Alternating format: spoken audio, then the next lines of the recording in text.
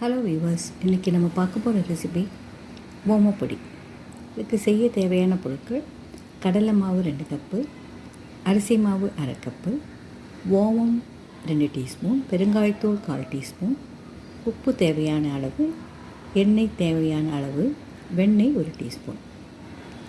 முதல்ல ஓமத்தை ஒரு 1/2 டம்ளர் தண்ணியில் ஊற வச்சு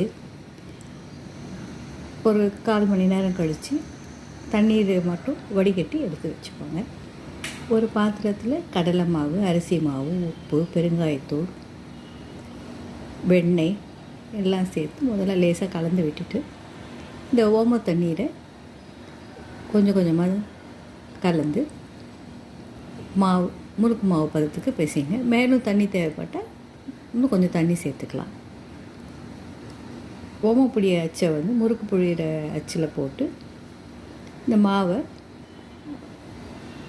மாவில் கொஞ்சம் சேர்த்து நீங்கள் கடாயில் எண்ணெயை ஊற்றி காய வச்சு நல்லா காஞ்சதும் அப்படியே கடாயில் நீங்கள் அப்படியே புழிஞ்சு விட்டுடலாம். சுவையான ஓமப்பொடி தயார். இதை செஞ்சு பார்த்துட்டு உங்களோட ஃபீட்பேக் எனக்கு சொல்லுங்கள்.